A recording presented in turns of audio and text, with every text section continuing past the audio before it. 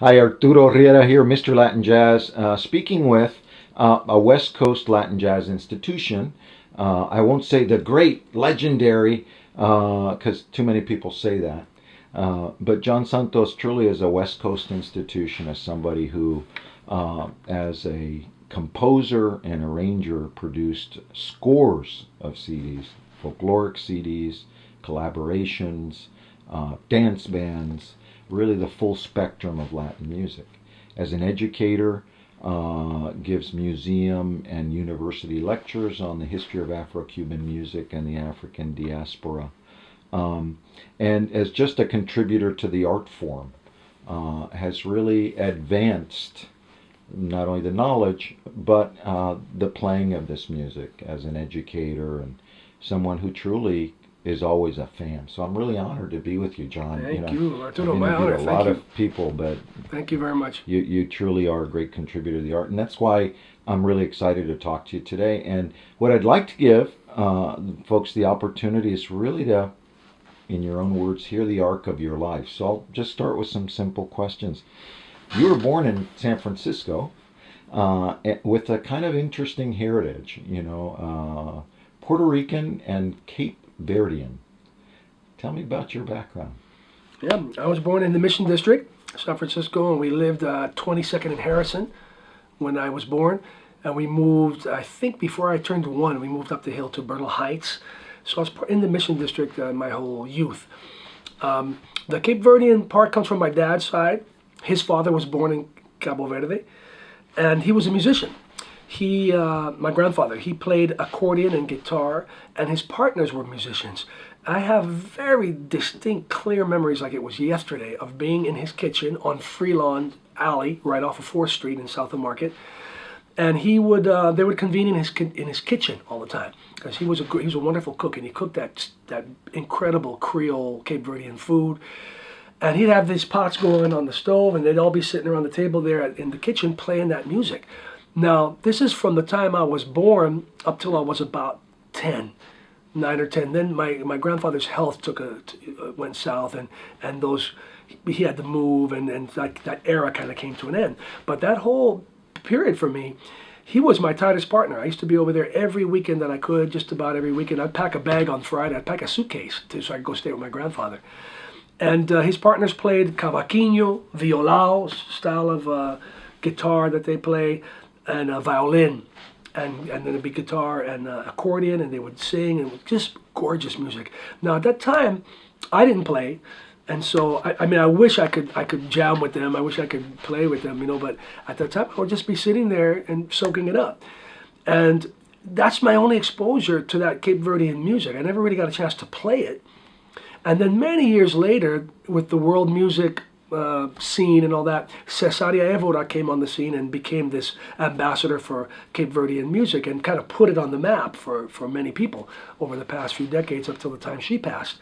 But when I would hear that music, it would take me right back. I could smell the food. I listened to that music. It's exactly the same music they played. And even one of the composers that composed some of her biggest hits is Amancio Cabral, who was a Cape Verdean guy who lives and still lives in San Francisco and has been living there for many years. He was a friend of my grandfather's. And so he used to come by once in a while too to the house and play. So that music, it's just, I love it. I feel like it's in my blood, in my bones, it's in my nostrils, because of the food. But I never played it. I don't know much about it, really, other than just what I heard back then and what I've heard from recordings. And I've never been to Cabo Verde. So I was a little bit disconnected from that culture. I was in it kind of thickly up till I was about 10, and then it came to an end. Unfortunately, his wife, my grandma, and my uncle and my aunt, who were my father's brother and sister, and his mom, they all passed before I was born. They all passed very young. So when the old man passed, I had no more connection to that. Now coming up in the mission, the Puerto Rican side, the Puerto Rican connection was a lot stronger for me because my mom's family, which is the Puerto Rican side, was in particular huge. She had a lot of brothers and sisters and tons of uncles and aunts. My grandma, my mother's mother, had many brothers and sisters, and they all had a bunch of kids. So there were like tons of us convening mostly around my grandma's house, which was different places in the Mission, Bernal Heights, but mainly the main house that we spent the most time was at 1054 Hampshire Street. And it was right on Hampshire between 22nd and 23rd, again in the heart of the Mission. And that's where we used to just run around, all dozens of little cousins of all ages, from newborn up till teenagers, and all the aunts and uncles. Everybody would come there and eat. My grandma used to be married to a musician from Santos, Puerto Rico, who I also call my grandfather, although he wasn't my blood grandfather. His name was Julio Rivera. He was a wonderful requinto player. He played this guitar that they call requinto. He played a little cuatro, a little bass, but he had a band. And the first band I ever played in was his band. So I joined his band at the age of 12 in 1967, playing conga. And they were all elders. They used to use guitar, cuatro sometimes, bass, and then the Afro-Cuban percussion of bongo, timbal, and conga, some combination of that, and always a vocalist. And they would do, their repertoire was, I would dare say, nearly half Cuban because of the nature of the beach. They would play sones, boleros that were from all over Latin America, but some rumba, some huarachas, cha-cha-chas, mambos. They would play they had a lot of Cuban tunes in their repertoire, in addition to the Puerto Rican stuff that they would play, the Puerto Rican jibaro music in particular, and also some bomba en plena. But not the typical bomba, not the real traditional Afro bomba, but the more like the bomba that was put forward by Canario and Cortijo, important material. Rivera, but more Rivera, danceable stuff. Yeah. So when when they divorced, he was the father of my uncle, and so when they divorced, he was still part of the family, and they were very amicable. So she remarried with this gentleman Fidel Cortez, who was another Hawaiian Puerto Rican born in Hawaii, like my grandma. And that was my real, even though he wasn't my blood grandfather either, we felt so close to him. He was like an incredible guy. He was like a hitman kind of bouncer thug in Hawaii. You see the photos of him in Hawaii, the photos would scare you. But he was the most gentle man. My grandma turned him into a lamb, and he was so gentle with all of the Curan kids. We loved him. And he also played guitar. So I say all that just to say that the soundtrack in my grandmother's house was live music all the time. Always, Julio would be playing in that house with his band for everything, for all the birthdays. There was a birthday like every week. There was somebody's birthday. For the 4th of July, for Easter, for Dia de los Reyes, for Christmas, for New Year's Eve, for Thanksgiving, every holiday, every wedding, every funeral, we were there. So it seemed like every week we were in that house with live music and the food going, the Puerto Rican food now in the kitchen, and just having a ball. So that music was the soundtrack for my childhood, was listening to that live music. And then when the musicians would take a break, or on the occasions when the musicians were not there, they would play from their record collection. They had 78s and long play. And they had all this wonderful, mostly Puerto Rican, but some Cuban music also. They had the Puerto Rican stuff that was their favorite there was Ramito, La Calandria, Cortijo and Canario, that type of music. And then on the other side, the Sonora Matancera was big with them.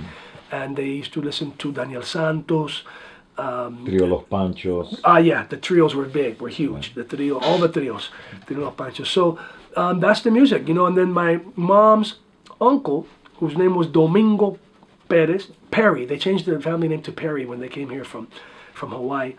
Actually, when they went from Puerto Rico to Hawaii, they changed it from Perez to Perry officially. And he was named after his father, Domingo, which was my great-grandfather, who was born in Puerto Rico but went to Hawaii. And that's a whole nother long saga of that whole migration of Puerto Ricans that went to Hawaii, which our family was part of that. So my grandma carried on the Puerto Rican traditions, but born in Hawaii.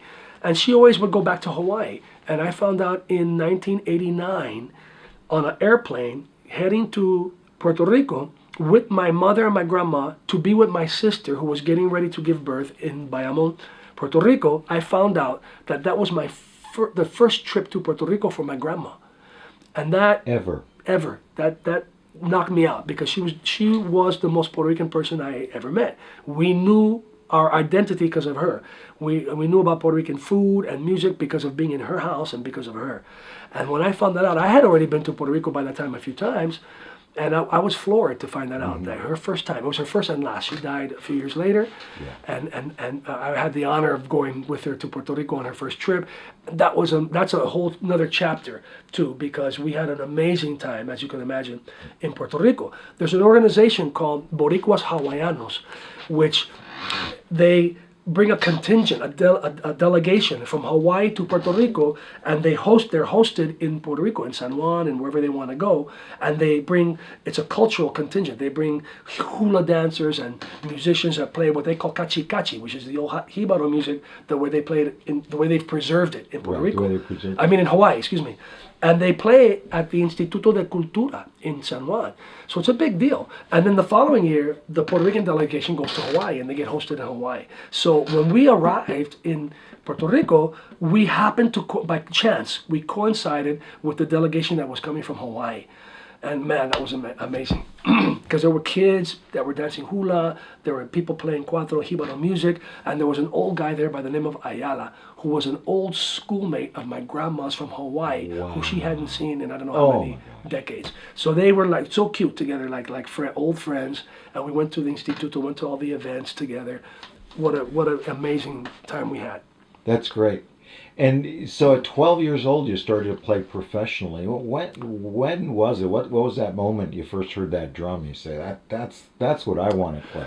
Well, that's interesting because I grew up around the drums because my grandfather always had drummers in his group, in his various groups. And the drum, I always was kind of attracted to it, but all drumming, not just the conga, but all the drumming. In school, I would get in trouble for beating on the desk. I had a friend who used to love to pound out beats on the desk, and we'd get in trouble for that. So I just kind of was attracted to the rhythmic stuff. And then that's not unrelated to the fact that Carlos Santana was just starting to make some noise before he made his first record. His first record, I think, came out in '68, if I'm not mistaken. And so in '67 and '66, my brothers who were attending Mission High School with him, my brothers and my cousins who were older than I, were saying, hey man, there's this guy there that's playing, blues and rock, guitar, but with congas and timbales and stuff. And they were telling me about it, and we're like, wow, we knew very well those instruments. But now we had another perspective on it because, in a way, that music with the congas and timbales was still the music of the family. Right. It wasn't quite as hip as... It was your parents' music. Yeah. And we loved it. We danced to it, and we had a great time with it when we were in my grandma's house. But it wasn't as hip as when we were with our own peers and friends listening to James Brown and Motown and the Beatles and the heavy rock scene, the Jimi Hendrix and Janis Joplin, all that stuff that was based in San Francisco. We were like heavy into that. So when we heard a rumor, Carlos blending the electric guitar with those instruments that we knew, that was like, oh, all right, that meant something to us. So right away, when his first record came out, man, we learned every note of those records. We could sing you the air guitar solos of his guitar solos, and right away, every block had a garage band playing that whole repertoire from the first record of Santana. So that had something to do with it too, about being attracted to the drum, and then it really focused me at that point on the conga drum, and the conga drum then inspired me to look for music that featured the conga drum, and that brought me to the Afro-Cuban route. Because when I started looking for the conga drum, there's less of it, especially at that point. You don't find it so much in the Jibaro music and the plena. You don't find it so much in the Puerto Rican music as you do in the Cuban. So all of a sudden, my focus kind of went to the Cuban music, because then there was a whole world there for me to discover of Armando Peraza, Guabella, Chano Pozo, Candido Camero, Patato, all the great Afro-Cuban drummers who had recorded all that stuff. So all of a sudden, the floodgates opened at that point, right about that same time, 67, 68, after that record came out, like 68, that was a big opening of the floodgates for me. You actually got to play with Santana for a little while as well. I did. I've played with him a few times off and on over the years. I had the honor of joining his group in 1976 for 3 weeks, less than 3 weeks. I think in the middle of the second week, I was fired because, my compadre Raul Rico got a call to audition for them. And Raul is one of the creators of rock congas. He knows how to play that stuff. He was born with that, and he's listening like I did. He's listening to blues and jazz and all that. But he's strong as a bull, and he just developed. He pioneered, I think, that style of playing. Aguabella, we saw play at that time too, who was that strong kind of player and brought that in. And Raul really just flew with that.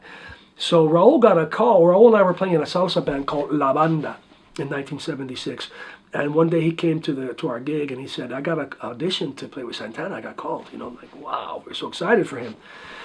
And then he came back the next day and said, they hired me and I got an audition for you. They're looking for a timbalero. And I'm like, oh my God, I was shaking because, I was playing timbales in that band, but I was a student of the danzón and of traditional kind of Cuban timbal. I did not have drummer chops. I still don't. Mm-hmm. And I was playing with skinny sticks, very typical kind of style. And it was not what Carlos was looking for. Carlos liked our energy between Raul and I, and he hired us. But after a couple of weeks, it became obvious I didn't have what he was looking for. Mm-hmm. He tried to put the same sticks that Chepito. I was the first timbalero to come in after Chepito, who created that sound, that rock timbal, fat big drumsticks where he would clip off the beat at the end of the stick and use these big old sticks. I couldn't even hold those sticks. Carlos said, "Here, use these." And I couldn't do it. And he had playing these fast rhythms. I would play with two hands. He said, no, you got to play that with one hand. And something else with this hand. I was like, I couldn't hang. So I got fired. I got my before my bubble even burst, I got fired. And it set me on a course, though, on the course that my career and path took, which was fine. It was a different thing. But my compadre Raul was there for just about 4 decades. He was there from 76 until recently, just a couple of years ago. He was there like 38 years. Mm-hmm. Amazing legacy, and it's amazing to think that much time went by. That seemed like it was last year. And the unique thing about your groups is, you've played traditional Cuban music with Batachanga and some other groups that you've had. You've played what we'd call jazz and Latin jazz with your sextet. You've played folkloric music and really deep religious music with your folkloric groups. But you're also known internationally as one of the most well-known ethnomusicologists at a university level and museum level. I know here at San Francisco Museum of the African Diaspora, MOAD, you do 10 and 15 and 20-week sessions. How did you get into education? That happened by accident. I say that because I never planned to be a teacher. But before I got out of high school, I already had a pretty amazing collection. My collection already was like significant because since I was 12, all the elders around me were helping me and saw that I was serious about it, and they could tell by the questions I was asking them that that I was serious.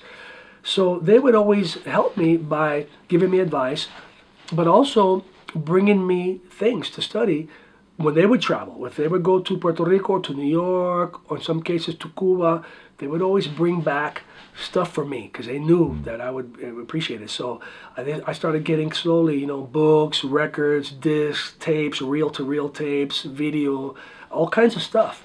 And so, as you can imagine, from 12 before I hit 18, by 5-6 years later, I already had, a pretty amazing collection of stuff, a resource for me.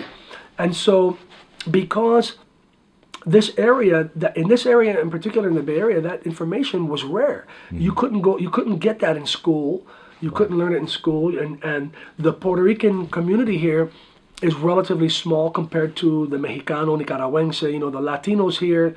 We have a lot of Latinos, but it's not Caribbean based like it is in the East Coast.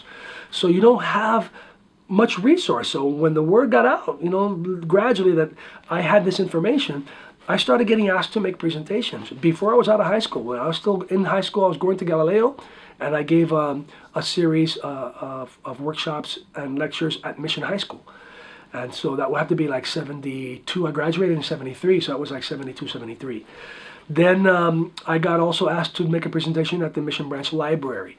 And so I really, enjoyed it. You know, I was asked, and I looked at it like a challenge, and I gathered the information, and I went. And if people asked me questions that I didn't have the answer off the top of my head, I knew I had the resources to find it.